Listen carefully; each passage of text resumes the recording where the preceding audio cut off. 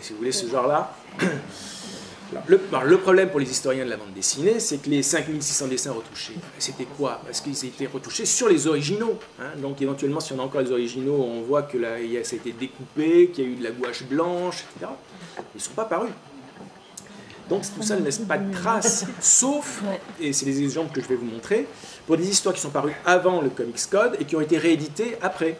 Donc qui ont été soumises à la censure pour la réédition, c'est le cas ici. Donc elle a été rhabillée, bien sûr, mais notez que dans la case en bas, il y avait un personnage féminin qui tenait un sabre, et c'est devenu un homme qui ne tient plus de sabre.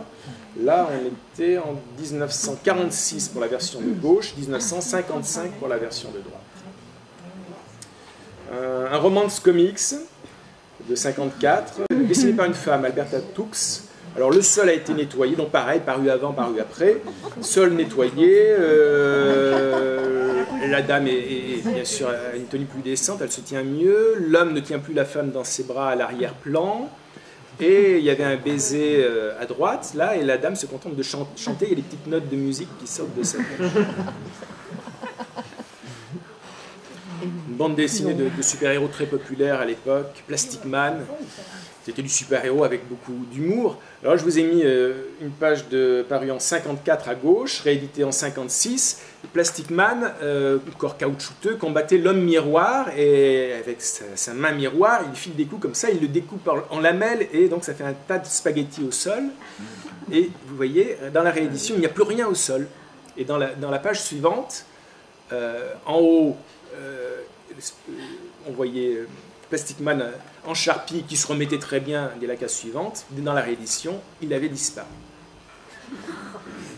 Ah ben alors là, c'est des super-héros beaucoup plus classiques. Batman en 1954, réédité en 1963. Vous voyez que la crosse du revolver a disparu. Ça ressemble un peu aux retouches de Luke dans Strange. Et là, j'ai bien aimé trouver ça.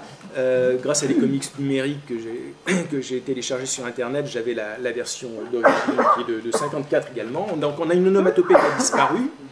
Et regardez, il y a un personnage, le policier au premier plan a disparu aussi.